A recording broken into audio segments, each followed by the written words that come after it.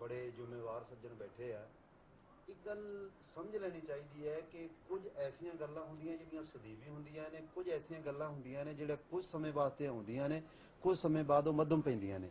ਮੇਰੀ ਜ਼ਿੰਦਗੀ ਵਿੱਚ ਬਹੁਤ ਵਾਰੀ ਇਹੋ ਜਿਹੇ ਦਿਨ ਆਏ ਆ। ਮੈਂ ਸਰਬੱਤ ਖਾਲਸੇ ਵੇਲੇ ਦੀਆਂ ਗੱਲਾਂ ਕਰੀਏ, 99 ਵਿੱਚ ਉਹ ਇਲੈਕਸ਼ਨਾਂ ਦੀ ਗੱਲ ਕਰੀਏ, ਉਸ ਤੋਂ ਬਾਅਦ ਬਾਈਕਾਟ ਜਿਵੇਂ 93% ਸਿੱਖਾਂ ਨੇ ਕਰ ਦਿੱਤਾ ਜਾਂ ਪੰਜਾਬੀਆਂ ਨੇ ਕਰ ਦਿੱਤਾ, ਉਸ ਤੋਂ ਬਾਅਦ ਚੰਗੇ ਮਾੜੇ ਵਧੀਆ ਗਲਤ ਸਾਰੇ ਸਮੇਂ ਆਏ ਆ। ਕੌਮਾਂ 'ਚ ਬੜੇ ਉਭਾਰ ਆਉਂਦੇ ਆ, ਸਰਸੇ ਵਾਲੇ ਮਾਮਲੇ 'ਚ ਵੀ ਆਏ ਆ। ਕੋਈ ਵੀ ਸੰਘਰਸ਼, ਕੋਈ ਵੀ ਚੀਜ਼ ਜਿਹੜੀ ਉਹ ਸਦੀਵੀ ਇੱਕਸਾਰ ਨਿਰੰਤਰ ਨਹੀਂ ਚੱਲਦੀ। ਈਵਨ ਮੈਂ ਕਹਿੰਦਾ ਕਿ ਇੰਡੀਆ ਪਾਕਿਸਤਾਨ ਦੀਆਂ ਲੜਾਈਆਂ ਉਹ ਵੀ 10 ਤੋਂ 15 ਦਿਨਾਂ ਦੇ ਵਿੱਚ ਹੀ ਸਮਾਪਤ ਹੋ ਜਾਂਦੀਆਂ ਨੇ। ਈਵਨ ਵੱਡੇ ਵੱਡੇ ਦੇਸ਼ ਜਿਹੜੇ ਨੇ ਉਹ ਵੀ ਕੁਝ ਸਮੇਂ ਵਾਸਤੇ ਲੜਦੇ ਆ, ਕੁਝ ਸਮੇਂ ਵਾਸਤੇ ਫਿਰ ਉਹ ਠੰਡੇ ਬਸਤੇ ਜਾਂ ਹੋਰ ਰੂਪਾਂ 'ਚ ਉਹ ਸ਼ਕਲ ਵਟਾ ਜਾਂਦੇ ਆ।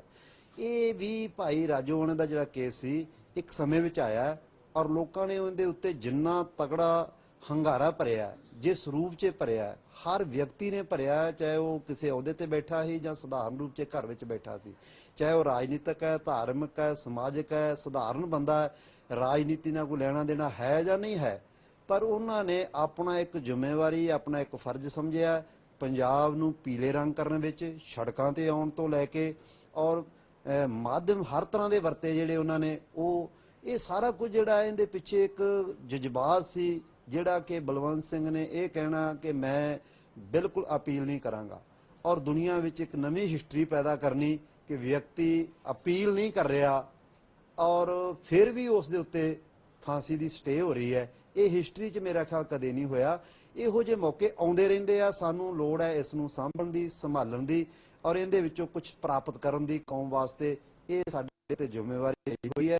ਕਿਉਂਕਿ ਵੀ ਜਿਸ ਤਰ੍ਹਾਂ 28 ਵਾਲਾ ਦਿਨ ਸੀ, 31 ਤੱਕ ਦਾ ਦਿਨ ਸੀ, ਜੇ ਉਹੋ ਜੀ ਹਰ ਵਕਤ ਹੀ ਰਵੇ, ਫੌਜ ਜਿਹੜੀ ਉਹ ਛਾਉਣੀਆਂ 'ਚ ਵੀ ਜਾਂਦੀ ਹੈ, ਫੌਜ ਬਾਰਡਰਾਂ ਤੇ ਵੀ ਜਾਂਦੀ ਹੈ, ਫੌਜ ਹਰ ਤਰ੍ਹਾਂ ਦੇ ਕੰਮ ਕਰਦੀ ਹੈ। ਸੋ ਇਸ ਵਾਸਤੇ ਹਰ ਵਕਤ ਬਾਰਡਰ ਤੇ ਨਹੀਂ ਖੜਿਆ ਜਾ ਸਕਦਾ।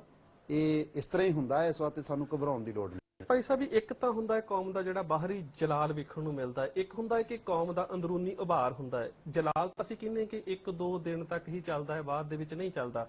ਪਰ ਜਿਹੜੇ ਕੌਮ ਦੇ ਜਜ਼ਬਾਤਾਂ ਦਾ ਉਭਾਰ ਹੁੰਦਾ ਹੈ ਕਿ ਸਾਡੇ ਨਾਲ ਵਤੀਰੇ ਕੀ ਹੋ ਰਹੇ ਨੇ, ਸਾਡੇ ਹੱਕਾਂ ਦੀ ਜਿਹੜੀ ਆ ਰਾਖੀ ਹੋ ਰਹੀ ਜਾਂ ਨਹੀਂ ਹੋ ਰਹੀ, ਜਾਂ ਸਾਡੇ ਹੱਕਾਂ ਦਾ ਘਾਣ ਹੋ ਰਿਹਾ ਹੈ, ਕੀ ਇਸ ਬਾਹਰੀ ਜਲਾਲ ਦੇ ਵਿੱਚੋਂ ਜਿਹੜਾ ਅੰਦਰੂਨੀ ਉਭਾਰ ਪੈਦਾ ਹੋਇਆ ਇਹ ਕੌਮ ਦੇ ਵਿੱਚ ਲਗਾਤਾਰ ਬਰਕਰਾਰ ਰਹੇਗਾ? ਮੈਂ ਇੱਥੇ ਇੱਕ ਗੱਲ ਸਪਸ਼ਟ ਤੌਰ ਤੇ ਕਹਿਣਾ ਚਾਹਣਾ ਕਿ ਦਰਅਸਲ ਜਿਹੜੇ ਮੂਵਮੈਂਟਾਂ ਹੁੰਦੀਆਂ ਨੇ ਉਹਨਾਂ 'ਚ ਇੱਕ ਤਾਂ ਉਭਾਰ ਹੁੰਦਾ ਹੈ, ਦੂਜਾ ਹੁੰਦਾ ਕਿ ਲੀਡਰਸ਼ਿਪ। ਕੌਮ ਨੇ ਸਾਡੀ ਨੇ ਕੁਰਬਾਨੀਆਂ ਇੰਨੀਆਂ ਬੇਵਹਾ ਕੀਤੀਆਂ ਨੇ 84 ਤੋਂ ਲੈ ਕੇ ਅੱਜ ਤੱਕ।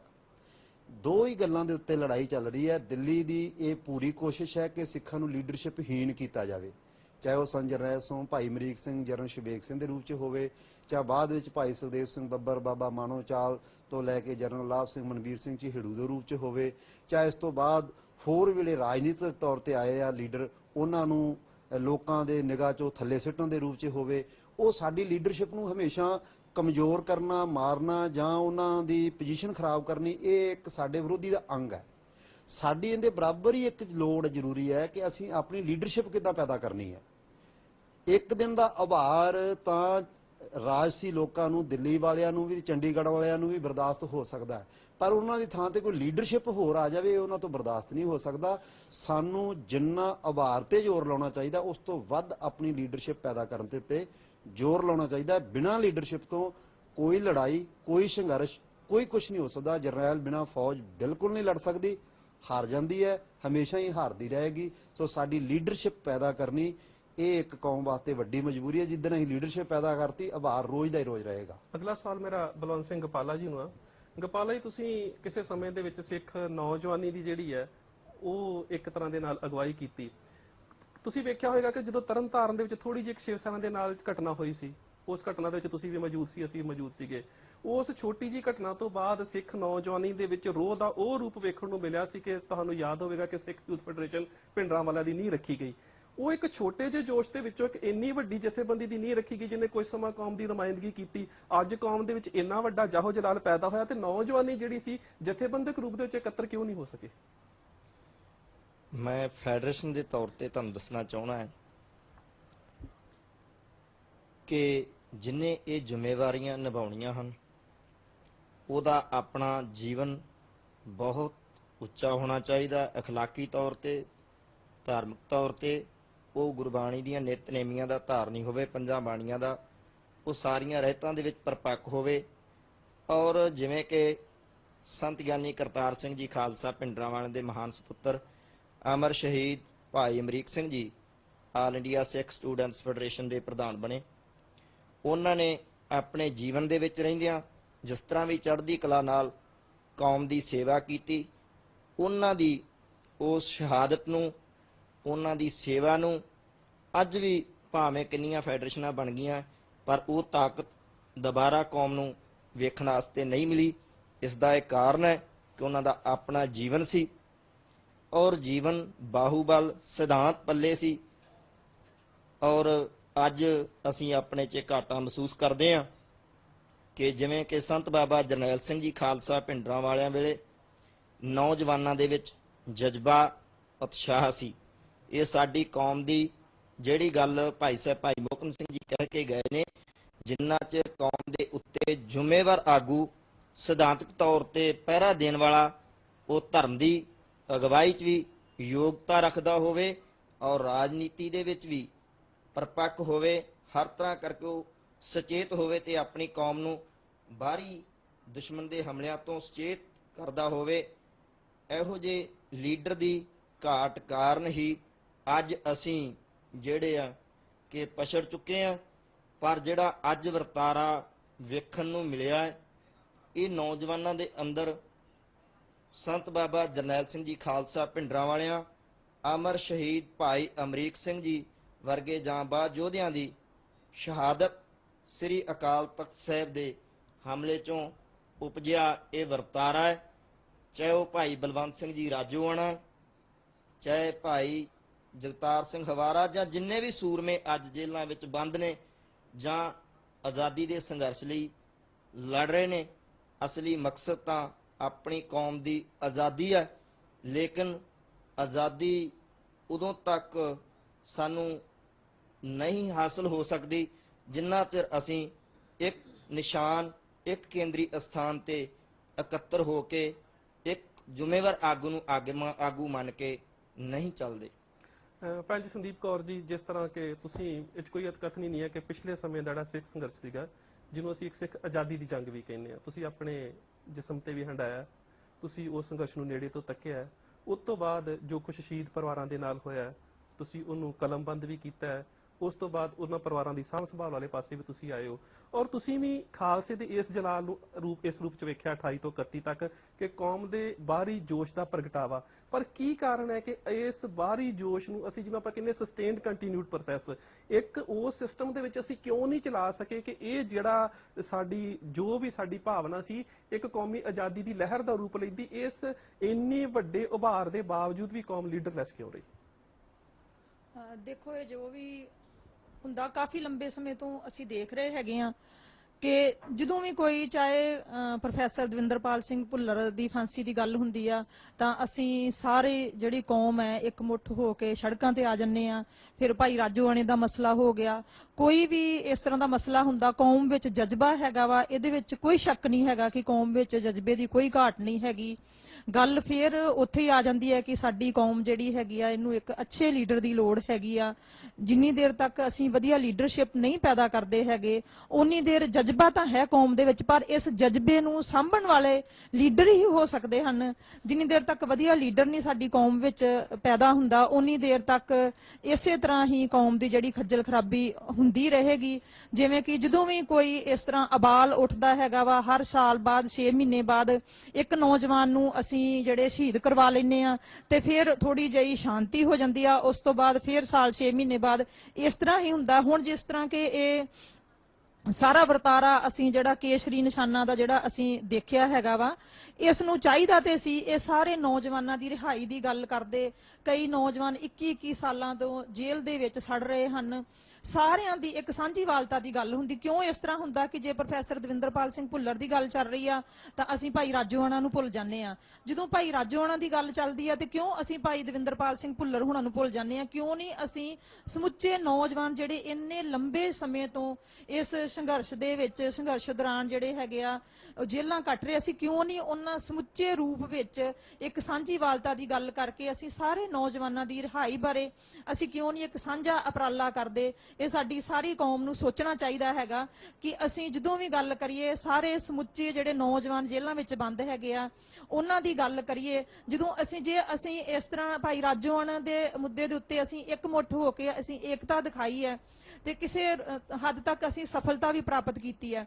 ਇਸੇ ਤਰੀਕੇ ਦੇ ਨਾਲ ਜਦੋਂ ਅਸੀਂ ਸਾਰੇ ਨੌਜਵਾਨਾਂ ਦੀ ਰਿਹਾਈ ਦੀ ਸਮੁੱਚੇ ਰੂਪ ਵਿੱਚ ਗੱਲ ਕਰਾਂਗੇ ਤੇ ਕਿਉਂ ਨਹੀਂ ਸਾਨੂੰ ਸਫਲਤਾ ਮਿਲੇਗੀ? ਕਿੰਨੀ ਦੇਰ ਤੋਂ ਜਿਹੜੇ ਨੌਜਵਾਨ ਹੈਗੇ ਆ, ਭਾਈ ਲਖਵਿੰਦਰ ਸਿੰਘ ਹੈ ਇਸੇ ਬੇਅੰਤ ਸਿੰਘ ਕਾਂਡ ਦੇ ਵਿੱਚ, ਭਾਈ ਗੁਰਮੀਤ ਸਿੰਘ ਹੈ, ਜਿਨ੍ਹਾਂ ਨੂੰ ਹਜੇ ਤੱਕ ਕਿ ਸਾਲ ਵਿੱਚ ਜਿਹੜੀ 2 ਵਾਰ ਆਮ ਕੈਦੀਆਂ ਨੂੰ ਛੁੱਟੀ ਮਿਲਦੀ ਹੈ ਉਹ ਛੁੱਟੀ ਤੱਕ ਵੀ ਉਹਨਾਂ ਨੂੰ ਨਹੀਂ ਮਿਲ ਰਹੀ ਹੈਗੀ। ਭਾਈ ਜਗਤਾਰ ਸਿੰਘ ਹਵਾਰਾ ਹੋ ਗਏ, ਭਾਈ ਪਰਮਜੀਤ ਸਿੰਘ ਭਿਓਰਾ ਹੋ ਗਏ, ਜਿਹੜੇ ਇੰਨੇ ਸਮਿਆਂ ਤੋਂ ਜੇਲ੍ਹਾਂ ਵਿੱਚ ਰੁਲ ਰਹੇ ਹੈਗੇ ਆ। ਸਾਨੂੰ ਸਾਰੀ ਕੌਮ ਨੂੰ ਉਹਨਾਂ ਸਾਰੇ ਨੌਜਵਾਨਾਂ ਦੇ ਪ੍ਰਤੀ ਇਕਮੁੱਠ ਹੋ ਕੇ ਜਿਹੜੀ ਹੈਗੀ ਉਹ ਆਵਾਜ਼ ਉਠਾਉਣੀ ਚਾਹੀਦੀ ਹੈਗੀ ਆ। ਸਰਦਾਰ ਬਲਜੀਤ ਸਿੰਘ ਖਾਲਸਾ ਜੀ ਦੇ ਨਾਲ ਮੈਂ ਕੁਝ ਵਿਚਾਰ ਸਾਂਝੇ ਕਰਨਾ ਚਾਹੂੰਗਾ, ਕਿਉਂਕਿ ਇਹਨਾਂ ਨੇ ਸਿੱਖ ਸੰਘਰਸ਼ ਨੂੰ ਕਲਮਬੰਦ ਕੀਤਾ ਹੈ ਆਪਣੀ ਕਲਮ ਤੋਂ, ਜੋ ਇਹਨਾਂ ਨੇ ਆਪਣੇ ਪਿੰਡੇ ਤੇ ਹੰਢਾਇਆ। ਉਸ ਤੋਂ ਬਾਅਦ ਜੋ ਕੁਝ ਕੌਮੀਅਤ ਦੇ ਨਾਲ ਵਾਪਰਿਆ, ਜਿਸ ਤਰ੍ਹਾਂ ਦੇ ਨਾਲ ਪੰਜਾਬ ਦੀ ਨੌਜਵਾਨੀ ਕੋਹ ਕੇ ਮਾਰੀ ਗਈ, ਇਹਨਾਂ ਨੇ ਉਹਨਾਂ ਨੂੰ ਵੀ ਬਖੂਬੀ ਕਲਮਬੰਦ ਕੀਤਾ ਹੈ। ਸੋ ਵੀਰ ਜੀ, ਤੁਸੀਂ ਇਸ ਸੰਘਰਸ਼ ਦੇ ਕਲਮ ਕਰਨ ਵਾਲੇ ਸਫ਼ਰ ਦੇ ਨਾਲ ਬੜੇ ਚਿਰ ਤੋਂ ਜੁੜੇ ਹੋਏ ਹੋ। ਤੁਸੀਂ ਕੀ ਮਹਿਸੂਸ ਕਰਦੇ ਹੋ ਕਿ ਜਿਹੜਾ ਇਸ ਮੌਕੇ ਤੇ ਆ ਕੇ ਇੱਕ ਨਾਜ਼ੁਕ ਮੋੜ ਕਵਾਂਗੇ ਔਰ ਕਿ ਟਰਨਿੰਗ ਪੁਆਇੰਟ ਵੀ ਕਵਾਂਗੇ ਕਿ ਇਸ ਤਰ੍ਹਾਂ ਦਾ ਇੱਕ ਮੋੜ ਜਿੱਥੇ ਆ ਕੇ ਕੌਮ ਦੇ ਵਿੱਚ ਇੰਨੀ ਜ਼ਿਆਦਾ ਏਕਤਾ, ਇਕੱਠਤਾ, ਦ੍ਰਿੜਤਾ ਔਰ ਧਾਰਮਿਕ ਭਾਵਨਾਵਾਂ ਦਾ ਪ੍ਰਗਟਾਅ ਪੈਦਾ ਹੋਇਆ, ਪਰ ਉਹ ਪ੍ਰਗਟਾਅ ਜਿਹੜਾ ਹੈ ਉਹ ਕੌਮੀ ਨੌਜਵਾਨੀ ਨੂੰ ਸੇਧ ਦੇਣ ਦਾ ਮਕਸਦ ਨਹੀਂ ਬਣ ਸਕਿਆ? ਉਹਦੇ ਪਿੱਛੇ ਕੀ ਕਾਰਨ? ਇਹ ਜਿਹੜਾ ਉਭਾਰ ਆਪਾਂ ਪਿਛਲੇ ਦਿਨਾਂ ਦੇ ਵਿੱਚ ਵੇਖਿਆ, ਅਸਲ ਵਿੱਚ ਇਹ ਗੱਲ ਜਿਹੜੀ ਆ ਇਹ ਭਾਈ ਬਲਵੰਤ ਸਿੰਘ ਰਾਜੋਆਣੇ ਦੀ ਇਕੱਲੀ ਨਹੀਂ ਸੀਗੀ। ਕੌਮ ਦੇ ਅੰਦਰ ਜਿਹੜੀ ਆਪਣੇ ਨਾਲ ਲਗਾਤਾਰ 1947 ਤੋਂ ਲੈ ਕੇ ਹੁਣ ਤੱਕ ਜਿਹੜੀਆਂ ਬੇਇਨਸਾਫੀਆਂ ਹਟਾਉਂਦੀ ਆ ਰਹੀ ਹੈ, ਉਹ ਰੋਸ ਜਿਹੜਾ ਕੌਮ ਦੇ ਅੰਦਰ ਇੱਕ ਪੈਦਾ ਹੈ, ਪਰ ਕੌਮ ਇੱਕ ਲੀਡਰ ਨੂੰ ਉਡੀਕ ਰਹੀ ਹੈ।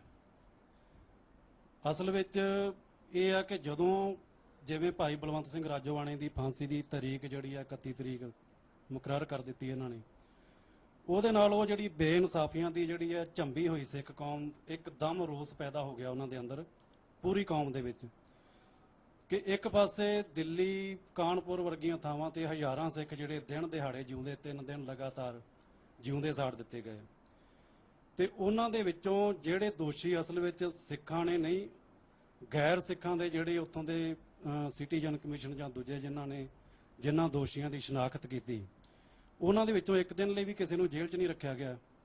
ਦੂਜੇ ਪਾਸੇ ਇਹ ਜਿਹੜੇ ਨੇ ਆਪਣੇ ਜਿਨ੍ਹਾਂ ਸਿੰਘਾਂ ਤੇ ਕਤਲ ਦੇ ਮੁਕੱਦਮੇ ਚੱਲ ਰਹੇ, ਇਹਨਾਂ ਨੂੰ ਲਗਾਤਾਰ ਉਮਰ ਕੈਦਾਂ ਤੋਂ ਵੀ ਵੱਧ ਜਿਹੜਾ ਕੈਦ ਰੱਖਿਆ ਗਿਆ। ਤੇ ਇਹ ਜਿਹੜੀ ਆ ਇੱਕ ਬਹੁਤ ਵੱਡੀਆਂ ਸਜ਼ਾਵਾਂ ਨੇ ਜਿਹੜੀਆਂ, ਇਹਨਾਂ ਸਜ਼ਾਵਾਂ ਦੇ ਵਿੱਚ ਉਹਨਾਂ ਨੂੰ ਬਿਲਕੁਲ ਛੁੱਟੀ ਨਹੀਂ ਦਿੱਤੀ ਗਈ। ਇੱਥੋਂ ਤੱਕ ਕਿ ਭਾਈ ਜਗਤਾਰ ਸਿੰਘ ਹਵਾਰਾ ਵਰਗਿਆਂ ਦੀ ਜਿਹੜੀ 5 ਸਾਲ ਜਿਹੜੀ ਖੂਨ ਦੇ ਕਿਸੇ ਰਿਸ਼ਤੇਦਾਰ ਦੇ ਨਾਲ ਵੀ ਮੁਲਾਕਾਤ ਨਹੀਂ ਕਰਨ ਦਿੱਤੀ ਗਈ। ਇਹਦੇ ਬਾਵਜੂਦ, ਇੰਨਾ ਕੁਝ ਹੋਣ ਦੇ ਬਾਵਜੂਦ, ਜਦੋਂ ਦੇਖਿਆ ਕੌਮ ਨੇ ਕਿ ਇਹਦੇ ਬਾਵਜੂਦ ਅਜੇ ਇਹਨਾਂ ਦਾ ਜਿਹੜਾ ਉਹ ਢਿੱਡ ਨਹੀਂ ਭਰਿਆ, ਤੇ ਅਜੇ ਉਹ 18 ਸਾਲ ਤੋਂ ਬੰਦ ਜਿਹੜੇ ਨੌਜਵਾਨ ਉਹਨਾਂ ਨੂੰ ਫਾਂਸੀ ਤੇ ਵੀ ਚੜਾਉਣਾ ਚਾਹੁੰਦੇ, ਤੇ ਕੌਮ ਦੇ ਅੰਦਰ ਇੱਕਦਮ ਜਿਹੜਾ ਰੋਸ ਪੈਦਾ ਹੋ ਗਿਆ। ਇਹ ਰੋਸ ਜਿਹੜਾ ਇੱਕ ਸੁਨੇਹਾ ਸੀਗਾ ਕਿ ਅਸੀਂ ਜਿਹੜੀ ਸਾਡੀ ਕੌਮ ਬੇਸ਼ੱਕ ਜਿਹੜੀ ਹੈ ਇਸ ਵੇਲੇ ਕਿ ਅਸਲ ਵਿੱਚ ਲੀਡਰਸ਼ਿਪ ਹੈ ਕੌਮ ਦੇ ਕੋਲ, ਪਰ ਕੌਮ ਦੇ ਅੰਦਰ ਜਿਹੜਾ ਨੌਜਵਾਨ ਤਬਕਾ ਜਾਂ ਜਿਹੜਾ ਉਹ ਵਿਸ਼ਵਾਸ ਨਹੀਂ ਕਰ ਰਿਹਾ ਫਿਲਹਾਲ ਉਸ ਲੀਡਰਸ਼ਿਪ ਤੇ। ਇਸ ਲਈ ਉਹ ਉਦੋਂ ਤੱਕ ਮੇਰੇ ਖਿਆਲ ਨਾਲ ਤੇ ਇੱਕ ਕਿਸਮ ਦਾ ਜਿਸ ਤਰੀਕੇ ਦੀ ਉਹ ਕਿ ਇੱਕ ਲੀਡਰ ਦੀ ਉਡੀਕ ਦੇ ਵਿੱਚ ਬੈਠਾ, ਪਰ ਜਦੋਂ ਇਦਾਂ ਦਾ ਕੋਈ ਮੁੱਦਾ ਉੱਠਦਾ ਜਿਵੇਂ ਭਾਈ ਬਲਵੰਤ ਸਿੰਘ ਰਾਜੋਆਣਾ ਦੀ ਫਾਂਸੀ ਦੀ ਤਰੀਕ ਜਿਹੜੀ ਹੈ ਇਹ ਪੱਕੀ ਕਰ ਦਿੱਤੀ, ਉਦੋਂ ਉਹ ਆਪਣੇ ਵੱਲੋਂ ਜਿਹੜਾ ਕਿ ਬਿਨਾਂ ਲੀਡਰ ਤੋਂ ਜਿਵੇਂ ਫੌਜਾਂ ਦੇ ਲੜਨ ਵਾਂਗ ਮੈਦਾਨ ਦੇ ਵਿੱਚ ਆ ਜਾਂਦਾ। ਇਹ ਇੱਕ ਸੁਨੇਹਾ ਸੀਗਾ ਇਹਨਾਂ ਨੂੰ ਕਿ ਜਿੰਨੀਆਂ ਬੇਇਨਸਾਫੀਆਂ ਜਿਹੜੀਆਂ ਸਿੱਖ ਕੌਮ ਨਾਲ ਜਿਹੜੀਆਂ ਹੁਣ ਤੱਕ ਜਿਹੜੀਆਂ ਭਾਰਤੀ ਸਟੇਟ ਨੇ ਕੀਤੀਆਂ, ਉਸ ਨੂੰ ਸਿੱਖ ਕੌਮ ਜਿਹੜੀ ਆ ਭੁੱਲੀ ਨਹੀਂ, ਤੇ ਉਹਨੂੰ ਆਪਣਾ ਹੱਕ ਜਿਹੜਾ ਆਜ਼ਾਦੀ ਦਾ ਉਹ ਲੈਣਾ ਸਿੱਖ ਕੌਮ ਨੇ, ਤੇ ਇਹਦੇ ਲਈ ਕੌਮ ਪੂਰੀ ਤਰ੍ਹਾਂ ਤਿਆਰ ਬਰ ਤਿਆਰ। ਪਰ ਲੀਡਰਸ਼ਿਪ ਦੀ ਫਿਲਹਾਲ ਜਿਹੜੀ ਆ ਇੱਕ ਘਾਟ ਜਿਹੜੀ ਮਹਿਸੂਸ ਕੀਤੀ ਜਾ ਰਹੀ ਆ, ਪਰ ਕੌਮ ਇਹ ਸੁਨੇਹਾ ਜਿਹੜਾ ਉਹ ਦੇ ਦਿੰਦੀ ਹੈ ਕਿ ਜੇ ਇਹਨੂੰ ਵੀ ਇੰਨੀ ਵੀ ਨਿਤਾਣੀ ਜਣਾ ਸਮਝਿਆ ਜਾਵੇ ਕੌਮ ਨੂੰ ਕਿ ਤੁਸੀਂ ਲਗਾਤਾਰ ਜਿਹੜੇ ਸਾਡੇ ਨੌਜਵਾਨਾਂ ਨੂੰ 18 ਸਾਲ ਜੇਲ੍ਹਾਂ 'ਚ ਰੱਖ ਕੇ ਉਸ ਤੋਂ ਬਾਅਦ ਵੀ ਕਹੋਗੇ ਕਿ ਇਹਨਾਂ ਨੂੰ ਹੁਣ ਫਾਂਸੀਆਂ ਤੇ ਵੀ ਟੰਗਣਾ, ਤੇ ਉਦੋਂ ਕੌਮ ਦੇ ਅੰਦਰ ਜਿਹੜਾ ਇੱਕਦਮ ਜੋਸ਼ ਪੈਦਾ ਹੋਣਾ, ਰੋਸ ਪੈਦਾ ਹੋਣਾ, ਜਿਹੜਾ ਵਰਤਾਰਾ ਅਸੀਂ ਪਿਛਲੇ ਦਿਨਾਂ ਦੇ ਵਿੱਚ ਵੇਖਿਆ, ਤੇ ਇਹ ਇੱਕ ਭਾਰਤੀ ਹਾਕਮਾਂ ਨੂੰ ਸੁਨੇਹਾ ਦਿੱਤਾ ਗਿਆ ਕਿ ਸਿੱਖ ਕੌਮ ਜਿਹੜੀ ਹੈ ਉਹ ਹੋਰ ਵਧੀਕੀਆਂ ਤੇ ਧੱਕੇਸ਼ਾਹੀ ਜਿਹੜੀ ਹੈ ਉਹ ਬਰਦਾਸ਼ਤ ਨਹੀਂ ਕਰੇਗੀ। ਜਿਸ ਤਰ੍ਹਾਂ ਵੀਰ ਜੀ ਬਲਜੀਤ ਸਿੰਘ ਨੇ ਦੱਸਿਆ ਕਿ ਇਹ ਜੋ ਕੁਝ ਹੋਇਆ ਇਹ ਸਿੱਖ ਕੌਮ ਦੇ ਨਾਲ ਹੋਈਆਂ ਜਿਹੜੀਆਂ ਸਟੇਟ ਦੀਆਂ ਵਧੀਕੀਆਂ ਸੀ ਉਹਨਾਂ ਦਾ ਪ੍ਰਗਟਾ ਸੀ। ਔਰ ਅਕਸਰ ਅਸੀਂ ਵੇਖਦੇ ਹਾਂ ਦੁਨਿਆਵੀ ਇਤਿਹਾਸ ਦੇ ਵਿੱਚ ਕਿ ਕਈ ਵਾਰੀ ਕਿਸੇ ਸਟੇਟ ਦੇ ਖਿਲਾਫ ਜਦੋਂ ਇੱਕ ਲਹਿਰ ਉੱਠਦੀ ਹੈ ਤਾਂ ਲਹਿਰਾਂ ਚੋਂ ਲੀਡਰ ਪੈਦਾ ਹੁੰਦੇ ਨੇ। ਸੰਤ ਜਰਨੈਲ ਸਿੰਘ ਦੇ ਸਮੇਂ ਇੱਕ ਵਰਤਾਰਾ ਬੜਾ ਵੱਖਰਾ ਸੀਗਾ ਕਿ ਸਟੇਟ ਦੇ ਖਿਲਾਫ ਅਜੇ ਲਹਿਰ ਨਹੀਂ ਸੀ ਚੱਲੀ, ਸੰਤ ਜਰਨੈਲ ਸਿੰਘ ਇੱਕ ਲੀਡਰ ਦੇ ਰੂਪ ਚ ਉੱਭਰੇ ਤੇ ਇੱਕ ਲਹਿਰ ਨੂੰ ਜਨਮ ਦੇ ਦਿੱਤਾ। ਪਰ ਉੱਥੇ ਜੇ ਅਸੀਂ ਅੱਜ ਦੇ ਹਾਲਾਤ ਵੇਖੀਏ ਕਿ ਲਹਿਰ ਹੈ ਪਰ ਲੀਡਰ ਨਹੀਂ ਉੱਪਰ ਸਕਿਆ, ਇਸ ਦੇ ਕੀ ਕਾਰਨ ਨੇ? ਦੇਖੋ, ਇਹਦੇ ਕਾਰਨ ਇਹ ਆ ਬੜਾ ਸਪਸ਼ਟ ਕਿ ਲੀਡਰ ਸੀ ਕੌਮ ਦੇ ਕੋਲ ਤੇ ਸ਼ਕਤੀ ਹੈ ਨਹੀਂ ਸੀ। ਬਿਲਕੁਲ ਛੋਟੀ ਜੀ ਮਿਸਰ ਸੀ ਗੁਜਰਾਂਵਾਲੇ 'ਚ ਤੇ ਉਹ ਇੱਕ ਬਹੁਤ ਵੱਡੀ ਸਲਤਨਤ ਪੈਦਾ ਕਰ ਗਈ। ਬਹੁਤ ਵੱਡੀ ਸਲਤਨਤ ਸੀ, ਕਈ ਲੱਖਾਂ ਦੀ ਤਾਦਾਦ 'ਚ ਫੌਜ ਸੀ, ਬਹੁਤ ਵੱਡਾ ਖਜ਼ਾਨਾ ਸੀ, ਬਹੁਤ ਵੱਡੀ ਤਾਕਤ ਸੀ, ਪਰ ਲੀਡਰ ਜਿਹੜਾ ਸੀ ਇੱਕ 10-11 ਸਾਲ ਦਾ ਉਹ ਬੱਚਾ ਸੀ ਜਾਂ ਇਸ ਤੋਂ ਵੀ ਛੋਟੀ ਉਮਰ ਦਾ ਬੱਚਾ ਸੀ, ਤਾਂ ਉਹ ਵੱਡੀ ਸਲਤਨਤ ਡਿੱਗ ਪਈ। ਲੀਡਰ ਬਗੈਰ ਕਦੇ ਕੋਈ ਕੌਮ ਨਹੀਂ ਲੜ ਸਕਦੀ। ਮੰਡੇਲਾ ਬੇਸ਼ੱਕ ਕੱਲਾ ਹੀ ਸੀ, ਉਹਨੇ ਕੱਲੇ ਨੇ ਬਹੁਤ ਵੱਡੀ ਜਿੱਤ ਪ੍ਰਾਪਤ ਕੀਤੀ। ਆ ਸਾਡੇ ਸਾਹਮਣੇ ਬਰਮਾ ਦੇ ਵਿੱਚ ਜਿਹਨੂੰ ਅੱਜ ਕੱਲ ਅਸੀਂ ਦੇਖਦੇ ਹਾਂ, ਉੱਥੇ ਦੀ ਉਹ ਲੜਕੀ ਬੀਬੀ ਜਿਹੜੀ ਹੈ ਉਹ ਕੱਲੀ ਨਹੀਂ ਇੱਕ ਲੋਕਾਂ ਵਿੱਚ ਉਭਾਰ ਤੇ ਜਜ਼ਬਾਤ ਲੈ ਆਉਂਦਾ। ਪਾਕਿਸਤਾਨ ਦੇ ਵਿੱਚ ਵਰਲੀ ਰਾਜ ਚੱਲਦੇ ਸੀ, ਫੌਜੀ ਰਾਜ ਚੱਲਦੇ ਸੀ, ਤੇ ਬੇਨਜ਼ੀਰ ਭੁੱਟੋ ਇੱਕ ਲੀਡਰ ਉੱਠ ਕੇ ਆਈ, ਉਹਨੇ ਉਹ ਮਤਲਬ ਜਿਆਵ ਹੱਕ ਦੀ ਜਾਂ ਉਸ ਤੋਂ ਬਾਅਦ ਵਾਲੇ ਦੀ ਵੀ ਲੀਡਰਸ਼ਿਪ ਜਿਹੜੀ ਸੀ ਉਹਨੂੰ ਪਿੱਛੇ ਹਟਾ ਦਿੱਤਾ, ਜਿਹਦੇ 'ਚ ਮੁਸ਼ਰਫ ਵਗੈਰਾ ਹੁੰਦੇ ਆ। ਸੋ ਸਵਾਲ ਇਹ ਪੈਦਾ ਹੁੰਦਾ ਕਿ ਬਿਨਾਂ ਲੀਡਰ ਤੋਂ ਬਿਲਕੁਲ ਕੌਮ ਨਹੀਂ ਉੱਠ ਸਕਦੀ। ਇੱਕੋ ਹੀ ਨੁਕਤੇ ਤੇ ਮੈਂ ਫਿਰ ਵੀ ਇੱਥੇ ਆਵਾਂਗਾ ਕਿ ਸਾਡਾ ਨੁਕਤਾ ਹੈ ਕਿ ਜਿੰਨਾ ਚਿਰ ਸਿੱਖ ਕੌਮ ਲੀਡਰ ਪੈਦਾ ਕਰਨ ਵਾਲੇ ਪਾਸੇ ਨਹੀਂ ਤੁਰੇਗੀ, ਇਹੋ ਜਿਹੇ ਵਕਤੀ ਜਜ਼ਬਾਤ ਆਉਂਦੇ ਰਹਿਣਗੇ, ਕਿਉਂਕਿ ਕੌਮ 'ਚ ਜਾਨ ਹੈ, ਕੌਮ ਦੇ ਵਿੱਚ ਕਲਗੀਆਂ ਦਾ ਵਸਦਾ ਹੈ, ਕੌਮ ਦੇ ਵਿੱਚ ਸ਼ਹੀਦਾਂ ਦਾ ਖੂਨ ਹੈ, ਕੌਮ 'ਚ ਬਹੁਤ ਕੁਝ ਹੈ। ਕਈ ਵਾਰੀ ਕੌਮ ਆਪਣੇ ਆਪ ਹੀ ਬਹੁਤ ਵੱਡੇ ਜਵਾਹਰ ਭਾਟੇ ਲੈ ਸਕਦੀ ਹੈ, ਪਰ ਸਦੀਵੀ ਲੜਾਈ ਜਾਂ ਇਹਦੇ 'ਚੋਂ ਜਿੱਤ ਉਹਨਾਂ ਚਿਰ ਪ੍ਰਾਪਤ ਬਿਲਕੁਲ ਨਹੀਂ ਹੋਏਗੀ ਜਿੰਨਾ ਚਿਰ ਲੀਡਰਸ਼ਿਪ ਨਹੀਂ ਹੋਏਗੀ। ਮੇਰਾ ਇਹ ਮਤ ਬੜਾ ਸਪਸ਼ਟ ਤੇ ਸਾਫ਼ ਹੈ। ਦੂਸਰੀ ਜੇਕਰ ਅਸੀਂ ਇਸ ਨੂੰ ਕੌਮੀ ਸਿਧਾਂਤਾਂ ਦੀ ਰੋਸ਼ਨੀ 'ਚ ਵੇਖੀਏ ਤਾਂ ਗੁਰੂ ਨਾਨਕ ਸਾਹਿਬ ਤੋਂ ਲੈ ਕੇ ਦਸਮ ਪਾਤਸ਼ਾਹ ਤੱਕ ਆਪਣੇ ਜੀਵਦੇ ਜੀ ਜਾਨ ਚੀਨ ਨੂੰ ਚੁਣਨ ਦੀ ਜਿਹੜੀ ਹੈ ਉਹ ਮਰਿਆਦਾ ਰਹੀ ਹੈ ਕਿ ਆਪਣੇ ਥਾਪਿਆ ਲੈਣਾ ਜੀਵਦੇ ਤੋਂ ਬਾਅਦ ਖਾਲਸਾ ਕਾਲ ਪੁਰਖ ਕੀ ਫੌਜ ਤੱਕ। ਇਹ ਜਿਹੜਾ ਸਿਧਾਂਤ ਇਸ ਤਰ੍ਹਾਂ ਚੱਲਦਾ ਹੈ, ਕਿਹੜੀ ਘਾਟ ਵੇਖ ਰਹੇ ਕਿ ਅੱਜ ਸਾਡੀਆਂ ਜਥੇਬੰਦੀਆਂ ਚਾਹੇ ਫੈਡਰੇਸ਼ਨਾਂ ਦੇ ਪ੍ਰਧਾਨ ਅੱਜ ਬਜ਼ੁਰਗ ਹੋ ਗਏ ਨੇ ਪਰ ਅਗਲੇ ਬੰਦੇ ਨੂੰ ਪ੍ਰਧਾਨਗੀ ਥਾਪਣ ਵਾਲੇ ਪਾਸੇ ਨਹੀਂ ਤੁਰ ਰਹੇ? ਕੀ ਕਾਰਨ ਹੈ ਕਿ ਅਸੀਂ ਨੌਜਵਾਨ ਪੀੜ੍ਹੀ ਨੂੰ ਲੀਡਰਸ਼ਿਪ ਤੇ ਜਗ੍ਹਾ ਕਿਉਂ ਨਹੀਂ ਦੇ ਰਹੇ ਜਦੋਂ ਉਹਨਾਂ 'ਚ ਜੋਸ਼, ਇੱਥੋਂ ਤੱਕ ਕਿ ਉਹਨਾਂ ਕੋਲ ਗੋਲੀਆਂ ਖਾਣ ਦੀ ਸਮਰੱਥਾ ਹੈ, ਪਰ ਅਸੀਂ ਉਹਨਾਂ ਨੂੰ ਲੀਡਰਸ਼ਿਪ ਦੇ ਦਾਇਰੇ 'ਚ ਕਿਉਂ ਨਹੀਂ ਲੈ ਕੇ ਆ ਰਹੇ? ਵੇਖੋ ਜੀ, ਬੜਾ ਸਪਸ਼ਟ ਤੁਸੀਂ ਬੜਾ ਵਧੀਆ ਸਵਾਲ ਕੀਤਾ ਹੈ।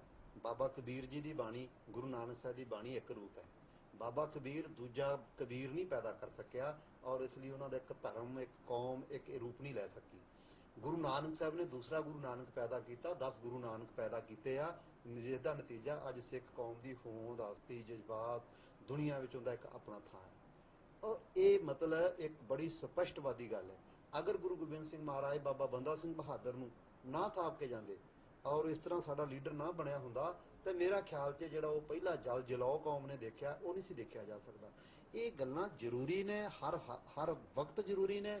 ਬਿਨਾਂ ਲੀਡਰ ਤੋਂ ਜੇਕਰ ਗਾਂਧੀ ਨਹਿਰੂ ਨਾ ਹੁੰਦੇ, ਐਡਾ ਵੱਡਾ ਹਿੰਦੁਸਤਾਨ ਉਹ ਨਾ ਲਿਜਾਂਦੇ, ਨਾ ਹੀ ਜਨਾਹ ਲਿਜਾ ਸਕਦਾ। ਅਗਰ ਇੱਥੇ ਸਾਡੇ ਉਸ ਸਮੇਂ ਇੱਕ ਮਾਸਟਰ ਛੋਟਾ ਜਿਹਾ ਸੀ, ਉਹਦੀ ਥਾਂ ਤੇ ਕੋਈ, ਮੈਂ ਮੰਨ ਕੇ ਚੱਲਦਾ ਉਹਦੀ ਜਗ੍ਹਾ ਤੇ ਕੋਈ ਹੋਰ ਲੀਡਰ ਹੁੰਦਾ, ਮਸਲਨ ਕੋਈ ਜਿਵੇਂ ਪਟਿਆਲੇ ਵਾਲਾ ਰਾਜਾ ਹੀ ਇਹੋ ਜਿਹੇ ਲੀਡਰ ਚੁਣ ਲੈਂਦੇ ਤੇ ਸਿੱਖਾਂ ਦਾ ਵੀ ਆਪਣਾ ਉਸ ਦਿਨ ਘਰ ਬਣ ਜਾਂਦਾ, ਕਿਉਂਕਿ ਉਸ ਬੰਦੇ ਨੂੰ ਪਤਾ ਸੀ ਕੌਮਾਂਤਰੀ ਹਾਲਾਤ ਕਿੱਥੇ ਜਾ ਰਹੇ ਆ, ਅਸੀਂ ਕਿੱਥੇ ਖੜੇ ਹੋਣਾ। ਸੋ ਮੈਂ ਇਹ ਗੱਲ ਬਿਲਕੁਲ ਕਲੀਅਰ ਹਾਂ ਤੇ ਸਪਸ਼ਟ ਹਾਂ। ਮੇਰੀ ਜ਼ਿੰਦਗੀ ਦਾ ਤਜਰਬਾ, ਮੈਂ 40 ਤੋਂ ਮਤਲਬ 59 ਦਾ ਜਨਮ ਸੀ, 70 ਤੋਂ ਮੈਂ ਟਕਸਾਲ 'ਚ ਆ ਗਿਆ। ਫਿਰ ਉਸ ਤੋਂ ਬਾਅਦ ਸਾਰਾ ਸੰਘਰਸ਼ ਅੱਖਾਂ 'ਚ ਵੇਖਿਆ। ਸੰਤ ਕਰਤਾਰ ਸਿੰਘ, ਸੰਤ ਜਰਨੈਲ ਸਿੰਘ। ਸੰਤ ਜਰਨੈਲ ਸਿੰਘ ਕਹਿੰਦੇ ਜੀ ਉਹਨੇ ਬਹੁਤ ਵੱਡਾ ਇਨਕਲਾਬ ਲਿਆਂਦਾ। ਕਿਉਂ ਲਿਆਂਦਾ ਜੀ? ਉਹਦੇ ਪਿੱਛੇ ਸੰਤ ਕਰਤਾਰ ਸਿੰਘ ਵੱਲੋਂ 37 ਨਗਰ ਕੀਰਤਨ ਕੀਤੇ, ਐਮਰਜੈਂਸੀ ਦਾ ਵਿਰੋਧ ਕੀਤਾ, ਐਡਾ ਵੱਡਾ ਅੰਮ੍ਰਿਤ ਸੰਚਾਰ ਕੀਤਾ, ਪ੍ਰਚਾਰ ਕੀਤਾ, ਲੋਕਾਂ ਦੀ ਇੱਕ ਜ਼ਮੀਨ ਬਣਾਈ ਹੋਈ ਸੀ, ਉਹਦੇ 'ਚ ਬੀਜ ਬੀਜਿਆ ਸੀ। ਸੰਤ ਜਰਨੈਲ ਸਿੰਘ ਨੇ ਉਸੇ ਬੀਜ ਨੂੰ ਪਾਣੀ ਦੇ ਕੇ ਉਭਾਰ ਕੇ ਵੱਡਾ ਕਰ ਦਿੱਤਾ। ਅਗਰ ਸੰਤ ਜਰਨੈਲ ਸਿੰਘ ਟਕਸਾਲ ਦਾ ਮੁਖੀ ਨਾ ਹੁੰਦਾ, ਉਹ ਪਿੰਡ ਵਿੱਚ ਜਿੱਥੇ ਉਹ ਖੇਤੀ ਕਰ ਰਿਹਾ ਸੀ ਤੇ ਜਿੱਥੇ ਉਹਨਾਂ ਦੇ ਭਰਾ ਦੂਜੇ ਖੇਤੀ ਕਰਦੇ ਉੱਥੇ ਉਹ ਖੇਤੀ ਕਰਦਾ ਹੋਣਾ ਸੀ। ਉਹਨੂੰ ਇੱਕ ਵਿਰਸੇ 'ਚ ਇੱਕ ਜਥੇਬੰਦੀ ਮਿਲੀ ਸੀ, ਮਜਬੂਤ ਜਥੇਬੰਦੀ ਮਿਲੀ ਸੀ। ਉਹਨੇ ਉਸ ਜਥੇਬੰਦੀ ਨੂੰ ਉੱਤੋਂ ਹੀ ਫੜ ਕੇ ਉਸ ਜਥੇਬੰਦੀ ਨੂੰ ਹੋਰ ਗਾਂਹ ਲਿਆ ਕੇ ਤੇ ਇਨਕਲਾਬ ਪੈਦਾ ਕਰ ਦਿੱਤਾ। ਸੋ ਇਹ ਗੱਲ ਬਿਲਕੁਲ ਸਪਸ਼ਟ ਤੇ ਸਾਫ਼ ਅੱਖਰਾਂ 'ਚ ਸਾਨੂੰ ਸਮਝ ਲੈਣੀ ਚਾਹੀਦੀ ਹੈ ਕਿ ਬਿਨਾਂ ਲੀਡਰ ਤੋਂ ਕੋਈ ਸੰਘਰਸ਼, ਕੋਈ ਕੁਝ ਨਹੀਂ ਹੋ ਸਕਦਾ। ਵਕਤੀ ਤੌਰ ਤੇ ਇਹੋ ਜਿਹੇ ਜਵਾਰ ਭਾਟੇ ਆਉਂਦੇ ਰਹਿੰਦੇ ਆ, ਇਹ ਗਾਂਹ ਵੀ ਆਉਂਦੇ ਰਹਿਣਗੇ। ਅੱਜ ਕੋਈ ਇਸੇ ਸੰਦਰਭ ਦੇ ਵਿੱਚ ਜੇ ਅਸੀਂ ਇਸ ਗੱਲ ਨੂੰ ਵੇਖੀਏ ਕਿ ਇਹ 'ਚ ਕੋਈ ਸ਼ੱਕ ਨਹੀਂ ਕਿ ਜਿਹੜੀ ਚੇਤਨਤਾ ਸੰਤ ਜਰਨੈਲ ਸਿੰਘ ਹੁਣਾਂ ਨੇ ਇੱਕ ਸੰਘਰਸ਼ ਦੇ ਰੂਪ 'ਚ ਪੈਦਾ ਕੀਤੀ, ਉਹਦੀ ਪਿੱਠ ਭੂਮੀ ਦੇ ਪਿੱਛੇ ਸੰਤ ਕਰਤਾਰ ਸਿੰਘ ਹੁਣਾਂ ਦੀ ਘਾਲਣਾ ਖੜੀ ਸੀ। ਜੇ ਅਸੀਂ ਇਸੇ ਨਜ਼ਰੀਏ 'ਚ ਵੇਖੀਏ ਤੇ ਅੱਜ ਜਦੋਂ ਹਰ ਮੁਹਾਜ਼ ਤੇ ਸਾਡੀ ਲੀਡਰਸ਼ਿਪ ਆਪੋ ਤਾਪੀ ਜਾਂ ਮਤਭੇਦਾਂ ਕਰਕੇ ਫੇਲ ਆ, ਤਾਂ ਕੀ ਕਿਤੇ ਇਸ ਸਾਡੀ ਹੰਡੀ ਜਾ ਚੁੱਕੀ ਲੀਡਰਸ਼ਿਪ ਦਾ ਫਰਜ਼ ਨਹੀਂ ਬਣਦਾ ਕਿ ਉਹ ਨਵੀਂ ਲੀਡਰਸ਼ਿਪ ਨੂੰ ਅੱਗੇ ਆਉਣ ਦੇ ਵਾਸਤੇ ਉਹਨਾਂ ਦੇ ਦਰਵਾਜ਼ੇ ਖੋਲੇ? ਦੇਖੋ, ਇਸ ਵਿੱਚ ਕੋਈ ਸ਼ੱਕ ਨਹੀਂ ਹੈਗਾ ਕਿ ਪਿਛਲੇ ਸਮੇਂ 'ਚ ਵੀ ਅਸੀਂ ਦੇਖਦੇ ਹਾਂ ਕਿ ਸਰਦਾਰ ਮਾਨ ਤਾਂ ਜੇਲ੍ਹ 'ਚ ਬੈਠੇ ਸੀ। ਉਹਨਾਂ ਦੀ ਜੇਲ੍ਹ 'ਚ ਬੈਠਿਆਂ ਹੀ ਬਜ਼ੁਰਗ ਬਾਬਾ ਜੋਗਿੰਦਰ ਸਿੰਘ ਸੀ, ਬਾਬਾ ਠਾਕਰ ਸਿੰਘ ਸੀ, ਜਾਂ ਹੋਰ ਜਿਹੜੇ ਨੌਜਵਾਨ ਸਨ ਜਿਹੜੇ ਉਸ ਸਮੇਂ ਕੋਈ ਫੈਡਰੇਸ਼ਨ ਦੇ ਰੂਪ 'ਚ ਜਾਂ ਕੋਈ ਖਾੜਕੂਆਂ ਦੇ ਰੂਪ 'ਚ ਸਨ, ਉਹਨਾਂ ਨੇ ਇੱਕ ਲੀਡਰਸ਼ਿਪ ਪੈਦਾ ਕਰਤੀ ਪੰਜਾਬ ਵਿੱਚ। ਜੇਲ੍ਹ 'ਚ ਬੈਠੇ ਮਾਨ ਨੂੰ ਜਾਂ ਬਿਮਲ ਕੌਰ ਨੂੰ ਜਾਂ ਹੋਰ ਜਿੰਨੇ ਸੀ ਹੋਰ, ਉਹਨਾਂ ਨੂੰ ਲੀਡਰ ਬਣਾ ਕੇ ਰੱਖ ਦਿੱਤਾ। ਜਦ ਉਹ ਲੀਡਰ ਬਣ ਕੇ ਉਹਨਾਂ ਨੂੰ ਕੌਮ ਦੀ ਅਗਵਾਈ ਕਰਨੀ ਸੀ ਤੇ ਅਸੀਂ ਉਹਨਾਂ ਨੂੰ ਆਪ ਹੀ ਉਸ ਲੀਡਰਸ਼ਿਪ ਤੋਂ ਥੱਲੇ ਸਿੱਟਿਆ। ਜਦੋਂ ਅਸੀਂ ਬਿਲਕੁਲ ਉਹਨਾਂ ਦੀ ਮਰਜ਼ੀ ਤੋਂ ਉਲਟ ਫੈਸਲਾ, ਸਿਪਾਹੀਆਂ ਨੇ ਫੈਸਲਾ ਕੀਤਾ, ਫੌਜੀਆਂ ਨੇ ਫੈਸਲਾ ਕਰ ਲਿਆ ਤੇ ਉਹ ਜਰਨੈਲਾਂ ਨੂੰ ਫੈਸਲੇ ਤੋਂ ਪਿੱਛੇ ਸੀ ਤੇ ਅਸੀਂ ਉਸ ਤੇ ਨਤੀਜਾ ਭੁਗਤਿਆ। ਅਕਾਲੀ ਕਾਂਗਰਸ ਸਰਕਾਰਾਂ ਵੀ ਭੋਗ ਰਹੇ ਆ, ਸਾਨੂੰ ਕੁੱਟ ਵੀ ਰਹੇ ਆ, ਮਾਰ ਵੀ ਰਹੇ ਆ, ਲਤਾੜ ਵੀ ਰਹੇ ਆ, ਬਦਨਾਮ ਵੀ ਕਰ ਰਹੇ ਆ, ਸਭ ਕੁਝ ਕਰੀ ਜਾ ਰਹੇ ਆ, ਪਰ ਇਹਨਾਂ ਨੂੰ ਅੱਗੇ ਆਉਣ ਦਾ ਮੌਕਾ ਕਿਹਨਾਂ ਦਿੱਤਾ? ਅਸੀਂ ਆਪ ਹੀ ਦਿੱਤਾ। ਮੈਂ ਇਸ ਵਿੱਚ ਜ਼ਿਆਦਾ ਨਹੀਂ ਪੈਣਾ ਚਾਹੁੰਦਾ। ਸੋ ਮੈਂ ਅੱਜ ਵੀ ਬੇਨਤੀ ਕਰਾਂਗਾ ਕਿ ਸਾਡੇ ਕਈ ਤਰ੍ਹਾਂ ਦੇ ਮਤਭੇਦ ਹੋਣਗੇ, ਵਿਚਾਰਾਂ ਦੇ ਵਖਰੇਵੇਂ ਹੋਣਗੇ, ਇਹ ਹੁੰਦੇ ਰਹਿੰਦੇ ਆ। ਜਿਸ ਕੌਮ ਵਿੱਚ, ਜਿਉਂਦੀਆਂ ਕੌਮਾਂ ਵਿੱਚ ਵਖਰੇਵੇਂ ਵੀ ਹੁੰਦੇ ਆ, ਮਤਭੇਦ ਵੀ ਹੁੰਦੇ ਆ। ਕਦੇ ਮੁਰਦਿਆਂ ਨਾਲ ਨਹੀਂ ਲੜਦੇ। ਸਾਡੀ ਕੌਮ ਇੱਕ ਜਿਉਂਦਿਆਂ ਦੀ ਕੌਮ ਹੈ। ਇਹਦੇ 'ਚ ਹਰ ਗੱਲ ਦੇ ਉੱਤੇ ਵਿਚਾਰਾਂ ਦਾ ਵਖਰੇਵੇਂ ਵੀ ਹੋਣੇ ਆ। ਇਹ ਤੇ ਸਾਨੂੰ ਘਬਰਾਉਣ ਦੀ ਲੋੜ ਨਹੀਂ। ਸਾਨੂੰ ਇੱਕੋ ਗੱਲ ਦੇ ਉੱਤੇ ਜ਼ਰੂਰ ਦੇਣ ਦੀ ਲੋੜ ਹੈ। ਦੇਖੋ, ਅਸੀਂ ਸਮਾਜ ਵਿੱਚੋਂ ਆ, ਸਮਾਜ ਸਾਡੇ ਵਿੱਚੋਂ ਨਹੀਂ। ਦੁਨੀਆ ਭਰ ਵੱਲ ਸਾਨੂੰ ਨਿਗਾਹ ਮਾਰ ਕੇ ਚੱਲਣੀ ਚਾਹੀਦੀ। ਸਾਨੂੰ ਨਿਰਾ ਪੰਜਾਬ ਜਾਂ ਸਿੱਖ ਜਾਂ ਆਪਣੇ ਬਿਲਕੁਲ ਨੇੜੇ ਤੱਕ ਨਹੀਂ ਨਿਗਾਹ ਰੱਖਣੀ ਚਾਹੀਦੀ। ਦੁਨੀਆ ਕਿੱਥੇ ਖੜੀ ਹੈ? ਇੱਕ ਸਮਾਂ ਸੀ ਕਿ ਦੁਨੀਆ ਤਲਵਾਰ ਨਾਲ ਰਾਜ ਪ੍ਰਾਪਤ ਕਰਦੀ ਸੀ, ਅਸੀਂ ਉਸ ਵਿੱਚ ਸ਼ਾਮਲ ਹੋ ਗਏ, ਅਸੀਂ ਬਹੁਤ ਕੁਝ ਪ੍ਰਾਪਤ ਕਰ ਲਿਆ, ਸਿੱਖ ਰਾਜ ਸਥਾਪਿਤ ਕਰ ਲਿਆ। ਅੱਜ ਦੁਨੀਆ ਕਿੱਥੇ ਖੜੀ ਹੈ? ਦੁਨੀਆ ਇੱਥੇ ਖੜੀ ਹੈ ਕਿ ਬਹੁਤ ਸਿਰਾਂ ਦੀ ਗਿਣਤੀ ਦੀ ਗੱਲ ਹੈ। ਦੁਨੀਆ ਇੱਥੇ ਕਰੀ ਵਿਚਾਰ ਤੇ ਖੜੀ ਹੈ, ਚਾਹੇ ਉਹ ਅਮਰੀਕਾ ਤੋਂ ਲੈ ਕੇ ਇੰਗਲੈਂਡ ਤੋਂ ਲੈ ਕੇ ਥੱਲੇ ਤੱਕ ਛੋਟੇ ਛੋਟੇ ਦੇਸ਼ਾਂ ਤੱਕ ਉਹ ਇਸ ਤਰ੍ਹਾਂ ਹੀ ਸਿਸਟਮ ਜਿਹੜਾ ਬਣ ਕੇ ਆ ਰਿਹਾ। ਸਾਨੂੰ ਉਸ ਸਿਸਟਮ ਨੂੰ ਵੀ ਅਪਣਾਉਣਾ ਪੈਂਦਾ। ਦੁਨੀਆ ਸਾਡੇ ਵਿੱਚੋਂ ਨਹੀਂ, ਅਸੀਂ ਦੁਨੀਆ ਵਿੱਚ ਇੱਕ ਹਿੱਸਾ ਆ। ਮੇਰੇ ਵਿਚਾਰ ਮੁਤਾਬਕ ਸਾਨੂੰ ਪਬਲਿਕਲੀ ਲੀਡਰ ਪੈਦਾ ਕਰਨਾ ਪਏਗਾ। ਉਹਦੇ ਵਾਸਤੇ ਜਦੋਂ ਸਿਰ ਜੋੜਿਆ ਜਾਊਗਾ, ਉਹਦੇ ਵਿੱਚੋਂ ਕੁਝ ਨਾ ਕੁਝ ਨਿਕਲ ਸਕਦਾ। ਜਿਸ ਤਰ੍ਹਾਂ ਕਿ ਭਾਈ ਮੋਹਕਮ ਸਿੰਘ ਹੋਣਾ ਨੇ ਦੱਸਿਆ ਕਿ ਸੱਚਮੁੱਚ ਹੀ ਆ ਜਿਹੜੀ ਕੌਮ ਹੈ ਇੱਕ ਲੀਡਰ ਤੋਂ ਬਿਨਾਂ ਲੜ ਰਹੀ ਹੈ। ਸਰਦਾਰ ਬਲਜੀਤ ਸਿੰਘ, ਜਦੋਂ ਅਸੀਂ ਇਤਿਹਾਸ ਨੂੰ ਵੇਖਦੇ ਹਾਂ ਤਾਂ ਸਰਦਾਰ ਕਰਮ ਸਿੰਘ ਹਿਸਟੋਰੀਅਨ ਜਦੋਂ ਸਮੁੱਚੀ ਸਿੱਖ ਲਹਿਰ ਦਾ ਅਧਿਐਨ ਕਰਦੇ ਨੇ ਤਾਂ ਉਹ ਚਮਕੌਰ ਦੀ ਗੜੀ ਤੋਂ ਲੈ ਕੇ ਜਦੋਂ ਗੁਰਦਾਸ ਨੰਗਲ ਦੀ ਗੜੀ ਤੱਕ ਦਾ ਅਧਿਐਨ ਕਰਦੇ ਨੇ ਤਾਂ ਇੱਕ ਗੱਲ ਜਿਹੜੀ ਭਾਈ ਮੋਹਕਮ ਸਿੰਘ ਹੋਣਾ ਨੇ ਕਹੀ ਹੈ ਕਿ ਸੰਮਤੀ ਭੇਦ ਜਿਉਂਦੀਆਂ ਕੌਮਾਂ 'ਚ ਹੁੰਦੇ ਨੇ। ਹਮੇਸ਼ਾ ਜਿਉਂਦੀਆਂ ਕੌਮਾਂ ਦੇ ਵਿੱਚ ਸੰਮਤੀ ਭੇਦ ਹੁੰਦੇ ਨੇ। ਪਰ ਸਾਡੀ ਜਦੋਂ ਅਸੀਂ 18ਵੀਂ ਸਦੀ ਦਾ ਇਤਿਹਾਸ ਵੇਖਦੇ ਹਾਂ ਤਾਂ ਮਿਸਲਾਂ ਦੇ ਵਿੱਚ ਸੰਮਤੀ ਭੇਦ ਜ਼ਰੂਰ ਰਿਹਾ, ਪਰ ਜਦੋਂ ਕਿ ਬਾਹਰੋਂ ਹਮਲਾਵਰ ਆਉਂਦਾ ਸੀ ਤਾਂ ਉਦੋਂ ਕੌਮ ਦੀ ਇੱਕ ਨੀਤੀ ਰਹੀ ਹੈ ਕਿ ਮਿਸਲ ਵੰਡ ਅਬ ਕਦੇ ਨਾ ਪਾਵੋ। ਹੁਣ ਬਾਹਰੋਂ ਹਮਲਾਵਰ ਆ ਗਿਆ ਵਾ, ਆਪਸੀ ਝਗੜੇ ਛੱਡ ਕੇ ਇਕੱਠੇ ਹੋ ਜਾਓ।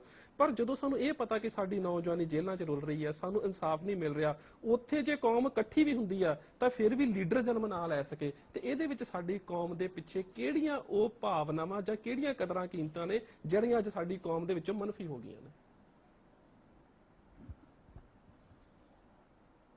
ਜਿਸ ਵੇਲੇ ਆਪਣਾ ਮਿਸਲਾਂ ਦੀ ਗੱਲ ਹੁੰਦੀ ਹੈ ਕਿ ਉਦੋਂ ਅਸਲ ਵਿੱਚ ਵੱਖ-ਵੱਖ ਮਿਸਲਾਂ ਜਿੰਨੀਆਂ ਸੀਗੀਆਂ, ਉਦੋਂ ਵਿਸਾਖੀ ਤੇ ਦੀਵਾਲੀ ਦੇ ਦੋ ਮੌਕੇ ਇਦਾਂ ਦੇ ਸੀ ਜਦੋਂ ਸਾਰਾ ਪੰਥ ਸ੍ਰੀ ਅਕਾਲ ਤਖਤ ਸਾਹਿਬ ਤੇ ਇਕੱਠਾ ਹੁੰਦਾ ਸੀ ਤੇ ਉਦੋਂ ਤਕਰੀਬਨ ਜਿਹੜੇ ਆ ਪੰਥ ਦੇ ਮਸਲੇ ਜਿਹੜੇ ਉੱਥੇ ਵਿਚਾਰੇ ਜਾਂਦੇ ਸੀ।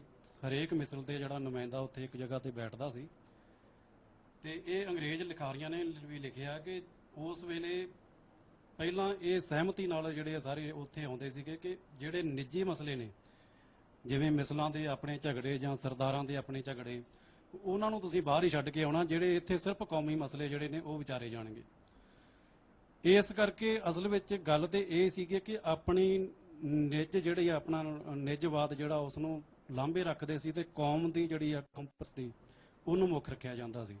ਅੱਜ ਅਸਲ ਵਿੱਚ ਨਿੱਜ ਪ੍ਰਸਤੀ ਜਿਹੜੀ ਆ ਉਹ ਅੱਗੇ ਰੱਖੀ ਜਾ ਰਹੀ ਹੈ ਤੇ ਕੌਮ ਪ੍ਰਸਤੀ ਜਿਹੜੇ ਕੌਮੀ ਨਿਸ਼ਾਨੇ ਨੇ ਉਹ ਪਿੱਛੇ ਪੈ ਜਾਂਦੇ ਆ। ਤੇ ਜਦੋਂ ਨਿੱਜੀ ਗੱਲਾਂ ਹੁੰਦੀਆਂ, ਨਿੱਜੀ ਰੰਜਿਸ਼ਾਂ ਹੁੰਦੀਆਂ, ਨਿੱਜੀ ਝਗੜੇ ਹੁੰਦੇ ਆ, ਤੇ ਉਹਨਾਂ ਦੇ ਵਿੱਚ ਕੌਮ ਉਲਝ ਜਾਂਦੀ ਹੈ ਤੇ ਜਿਹੜੇ ਕੌਮੀ ਮਸਲੇ ਨੇ, ਕੌਮੀ ਨਿਸ਼ਾਨੇ, ਉਹਨਾਂ ਤੇ ਏਕਤਾ ਜਿਹੜੀ ਉਹ ਬਣ ਸਕਦੀ ਹੈ। ਇਸ ਕਰਕੇ ਉਹ ਏਕਤਾ ਜਿਹੜੀ ਅਸਲ ਵਿੱਚ ਨੁਕਸਾਨ ਇਹੀ ਹੈ ਕਿ ਉਦੋਂ ਹਰੇਕ ਸਰਦਾਰ, ਹਰੇਕ ਮਿਸਲ, ਹਰੇਕ ਜਥੇਬੰਦੀ ਸਭ ਤੋਂ ਪਹਿਲਾਂ ਕੌਮ ਦੇ ਹਿੱਤ ਦੇ ਬਾਰੇ ਸੋਚਦੀ ਸੀ। ਅੱਜ ਕੱਲ ਸਭ ਤੋਂ ਪਹਿਲਾਂ ਆਪਣੇ ਹਿੱਤ ਜਿਹੜੇ ਉਹ ਸੋਚੇ ਜਾ ਰਹੇ ਆ ਤੇ ਕੌਮੀ ਹਿੱਤ ਜਿਹੜੇ ਉਹ ਪਿੱਛੇ ਪੈ ਜਾਂਦੇ ਆ। ਸਰਦਾਰ ਬਲਵੰਤ ਸਿੰਘ ਕਪਾਲਾ ਜੀ, ਸਾਡੇ ਕੋਲ 2-3 ਮਿੰਟ ਦਾ ਸਮਾਂ ਬਚਿਆ। ਉਸ ਤੋਂ ਬਾਅਦ ਲੰਡਨ ਸਟੂਡੀਓ ਸਾਡੇ ਜਿਹੜੇ ਵੀਰ ਬੈਠੇ ਨੇ, ਉਹਨਾਂ ਨੇ ਇਸੇ ਮੁੱਦੇ ਤੇ ਵਿਚਾਰ ਕਰਨੀ ਹੈ। ਸੋ ਤੁਹਾਡੇ ਨਾਲ ਮੈਂ ਇੱਕ ਗੱਲ ਕਰਨਾ ਚਾਹੁੰਦਾ ਕਿ ਜਿਸ ਤਰ੍ਹਾਂ ਦੇ ਨਾਲ ਕੌਮ ਦੇ ਵਿੱਚ ਆਏ ਇਸ ਖਾਲਸੇ ਜਾਹੋ ਜਲਾਲ ਦੇ ਉਭਾਰ ਦੇ ਵਿੱਚ ਸਿੱਖ ਲੀਡਰਸ਼ਿਪ ਦੀਆਂ ਜਿਹੜੀਆਂ ਕੁੰਡੀਆਂ ਨੇ, ਬਾਦਲ ਦਲ ਤੋਂ ਲੈ ਕੇ ਸਾਡੀਆਂ ਪੰਥਕ ਧਿਰਾਂ ਤੱਕ ਆਪਸ 'ਚ ਫਸੀਆਂ ਹੋਈਆਂ ਨੇ, ਕੀ ਅਸੀਂ ਕਿਸੇ ਸੁਹਿਰਦ ਲੀਡਰਸ਼ਿਪ ਦੀ ਆਸ 'ਚ ਬੈਠੇ ਆ ਜਾਂ ਇਹ ਸੋਚਦੇ ਆ ਵੀ ਕੋਈ ਨਿੱਤਰੂ ਵੜੇਵੇਂ ਕਹਾਣੀ ਵੀ ਇਹਨਾਂ ਦੇ ਵਿੱਚੋਂ ਕੋਈ ਪੈਦਾ ਹੋਵੇਗਾ? ਕੀ ਸੋਚਦੇ ਅਸੀਂ? ਮੈਂ ਤਾਂ ਇਹ ਦੇਖਦਾ ਜੀ ਕਿ ਸਭ ਤੋਂ ਵੱਡੀ ਗੱਲ ਸਾਡੇ ਲਈ, ਸਭ ਤੋਂ ਯੋਗ ਅਸਥਾਨ ਸ੍ਰੀ ਅਕਾਲ ਤਖਤ ਸਾਹਿਬ, ਔਰ ਸ੍ਰੀ ਅਕਾਲ ਤਖਤ ਸਾਹਿਬ ਜੀ ਦਾ ਜਿਹੜਾ ਜਥੇਦਾਰ ਉਹ ਸਰਬੱਤ ਖਾਲਸਾ ਨਿਯੁਕਤ ਕਰੇ, ਔਰ ਜਥੇਦਾਰ ਅਜਿਹਾ ਹੋਵੇ ਜਿਵੇਂ ਕਿ ਜਥੇਦਾਰ ਸਿੰਘ ਸਾਹਿਬ ਬਾਬਾ ਅਕਾਲੀ ਫੂਲਾ ਸਿੰਘ ਜੀ ਸੀ। ਉਹ ਕਿਸੇ ਰਾਜੇ ਦੀ, ਕਿਸੇ ਫੌਜਾਂ ਦੀ, ਕਿਸੇ ਹਕੂਮਤ ਦੀ ਤਾਕਤ ਦੀ ਪਰਵਾਹ ਨਾ ਕਰਦਾ ਹੋਵੇ। ਉਹ ਤਲੀ ਤੇ ਸੀਸ ਟਿਕਾ ਕੇ ਔਰ ਕੌਮ ਦੇ ਲਈ ਮਰ ਮਿਟਣ ਦਾ ਜਜ਼ਬਾ ਰੱਖ ਕੇ ਔਰ ਕੌਮ ਨੂੰ ਇੱਕ ਕਲਾਵੇ ਦੇ ਵਿੱਚ, ਉਹਦੇ ਵਾਸਤੇ ਕੋਈ ਵੀ ਸਿੱਖ ਅਜਿਹਾ ਨਾ ਹੋਵੇ ਕਿ ਇਹ ਨੀਵਾਂ ਉੱਚਾ, ਇਹੋ ਜਿਹੀਆਂ ਗੱਲਾਂ ਮਤਭੇਦਾਂ ਤੋਂ ਉੱਪਰ ਉੱਠ ਕੇ ਔਰ ਕੌਮ ਨੂੰ ਗਲਵਕੜੀ 'ਚ ਲੈ ਕੇ ਕੌਮ ਦੀ ਅਗਵਾਈ ਕਰੇ। ਔਰ ਸ੍ਰੀ ਅਕਾਲ ਤਖਤ ਸਾਹਿਬ ਹੀ ਗੁਰੂ ਹਰਗੋਬਿੰਦ ਸਾਹਿਬ ਜੀ ਮਹਾਰਾਜ ਨੇ ਖਾਲਸੇ ਪੰਥ ਨੂੰ ਅਜਿਹਾ ਯੋਗ ਸਥਾਨ ਦਿੱਤਾ ਹੈ ਜਿਸ ਤੋਂ ਕਿ ਸਾਡੇ ਰਾਜ ਦੀ, ਧਰਮ ਦੀ ਸਾਰੀ ਗੱਲ ਚੱਲ ਸਕਦੀ ਹੈ। ਬਹੁਤ ਬਹੁਤ ਧੰਨਵਾਦ ਗੋਪਾਲਾ ਜੀ। ਭੈਣ ਜੀ ਸੰਦੀਪ ਕੌਰ ਜੀ, ਆਖਰੀ 1 ਮਿੰਟ ਦੇ ਵਿੱਚ ਆਖਰੀ ਇੱਕ ਸਵਾਲ ਕਿ ਜਿਸ ਤਰ੍ਹਾਂ ਅਸੀਂ ਅਕਸਰ ਵੇਖਿਆ ਦੁਨੀਆ ਦੇ ਇਤਿਹਾਸ ਦੇ ਵਿੱਚ, ਕਈ ਵਾਰ ਤਾਂ ਕੌਮਾਂ ਦੀਆਂ ਲਹਿਰਾਂ ਚੋਂ ਲੀਡਰ ਨਿਕਲਦੇ ਨੇ ਤੇ ਕਈ ਵਾਰੀ ਜਦੋਂ ਸੰਭਾਵਤ ਅਸੀਂ ਕਹਿੰਦੇ ਵਰਦਾਨ ਰੂਪ ਚ ਲੀਡਰ ਮਿਲ ਜਾਂਦੇ ਨੇ, ਜਿਹਨੂੰ ਆਪਾਂ ਕਹਿੰਦੇ ਕਿ ਹਜ਼ਾरों साल नरगिस अपनी बेनूरी पे होती है, बड़ी मुद्दत से होता है चमन में दीदावर पैदा। ਅਸੀਂ ਕਿਸ ਵਾਸਤੇ ਬੈਠੇ, ਲੀਡਰ ਕਿੱਥੋਂ ਆਊਗਾ?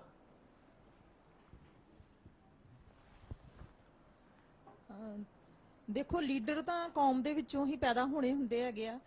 ਇਹ ਤਾਂ ਹੁਣ ਸਾਨੂੰ ਸਭ ਨੂੰ ਸੋਚਣਾ ਚਾਹੀਦਾ। ਕਈ ਵਾਰੀ ਇਹ ਹੋ ਜਾਂਦੀ ਹੈ, ਬੜੇ ਮੰਦਭਾਗੀ ਗੱਲ ਹੁੰਦੀ ਹੈ ਕਿ ਇੰਨੀ ਕੁਰਬਾਨੀ ਵਾਲੇ ਜਿਹੜੇ ਹੈਗੇ ਆ, ਅਸੀਂ ਉਹਨਾਂ ਨੂੰ ਵੀ ਕਿਸੇ ਤੇ ਵਿਸ਼ਵਾਸ ਨਹੀਂ ਕਰਦੇ ਹੈਗੇ। ਇੱਕ ਕੌਮ ਦੇ ਵਿੱਚ ਬਹੁਤ ਵੱਡੇ ਪੱਧਰ ਤੇ ਜਿਹੜੀ ਬੇਵਿਸ਼ਵਾਸੀ ਹੈਗੀ ਆ ਉਹ ਘਰ ਕਰ ਚੁੱਕੀ ਹੈਗੀ ਆ। ਜਿੰਨੀ ਦੇਰ ਤੱਕ ਅਸੀਂ ਕੌਮ ਪ੍ਰਸਤ ਜਾਂ ਪੰਥ ਪ੍ਰਸਤ ਨਹੀਂ ਬਣਦੇ, ਜ਼ਿਆਦਾਤਰ ਦੇਖਣ ਵਿੱਚ ਆਉਂਦਾ ਹੈਗਾ ਕਿ ਅਸੀਂ ਧੜੇਬੰਦੀਆਂ ਨਾਲ ਜੁੜੇ ਹੋਏ ਆ। ਜਿਹੜੇ ਵੀ ਹਰ ਕੋਈ ਆਪਣੀ ਜਥੇਬੰਦੀ ਦੀ ਗੱਲ ਕਰਦਾ, ਆਪਣੀ ਧੜੇਬੰਦੀ ਦੀ ਗੱਲ ਕਰਦਾ, ਗੁਰੂ ਗ੍ਰੰਥ ਦੀ ਤੇ ਗੁਰੂ ਪੰਥ ਦੀ ਗੱਲ ਜਿੰਨੀ ਦੇਰ ਨਹੀਂ ਅਸੀਂ ਕਰਦੇ ਹੈਗੇ, ਉਨੀ ਦੇਰ ਤੱਕ ਅਸੀਂ ਇੱਕ ਵਧੀਆ ਜਿਹੜਾ ਲੀਡਰ ਹੈਗਾ ਵਾ ਉਹ ਕੌਮ ਨੂੰ ਨਹੀਂ ਦੇ ਸਕਦੇ। ਇਹੀ ਹੈਗਾ ਕਿ ਸਾਨੂੰ ਗੁਰੂ ਗ੍ਰੰਥ ਤੇ ਗੁਰੂ ਪੰਥ ਦੇ ਨਾਲ ਜੁੜਨਾ ਚਾਹੀਦਾ, ਨਾ ਕਿ ਕਿਸੇ ਧੜੇਬੰਦੀ ਦੇ ਨਾਲ ਜੁੜ ਕੇ ਤੇ ਸਾਨੂੰ ਕੌਮ ਦੀ ਗੱਲ ਕਰਨੀ ਚਾਹੀਦੀ ਹੈਗੀ, ਕੌਮੀ ਹਿੱਤਾਂ ਦੀ ਗੱਲ ਕਰਨੀ ਚਾਹੀਦੀ ਹੈਗੀ। ਮਿਹਰਬਾਨੀ ਭੈਣ ਜੀ ਸੰਦੀਪ ਕੌਰ ਜੀ। ਸੋ ਆਖਰ ਤੇ ਜਦੋਂ ਅਸੀਂ ਸਮੁੱਚੀ ਵਾਰਤਾਲਾਪ ਦੇ ਵਿੱਚ ਇੱਕ ਸਿੱਟੇ ਤੇ ਪਹੁੰਚ ਸਕਦੇ ਹਾਂ ਕਿ ਇੰਜ ਲੱਗਦਾ ਹੈ ਕਿ ਸਾਡੇ ਹਾਲਾਤ ਉਹੀ ਬਣੇ ਨੇ ਕਿ ਕੌਮ ਦੇ ਵਿੱਚ ਕਿਤੇ ਨਾ ਕਿਤੇ ਧਰਾਤਲ ਦੇ ਪੱਧਰ ਤੇ ਜਿਹੜੀਆਂ ਉਹਦੀਆਂ ਗਰਾਊਂਡ ਰਿਐਲਿਟੀਜ਼ ਨੇ, ਉਹਨਾਂ ਵਿੱਚ ਤਾਂ ਕਿਤੇ ਨਾ ਕਿਤੇ ਏਕਤਾ, ਇਕੱਠ, ਦ੍ਰਿੜਤਾ, ਕੌਮ ਦੇ ਪ੍ਰਤੀ ਸਮਰਪਣ ਹੈ, ਪਰ ਕਿਤੇ ਨਾ ਕਿਤੇ ਸਾਡੀ ਲੀਡਰਸ਼ਿਪ ਇਸ ਸਮੁੱਚੀ ਕੌਮ ਦੇ ਏਕੇ ਨੂੰ ਤੇ ਉਹਦੇ ਸਮਰਪਣ ਨੂੰ ਕੌਮੀ ਹਿੱਤਾਂ ਦੇ ਵਿੱਚ ਵਰਤਣ ਦੇ ਵਾਸਤੇ ਨਾਕਾਮ ਸਾਬਤ ਹੋ ਰਹੀ ਹੈ।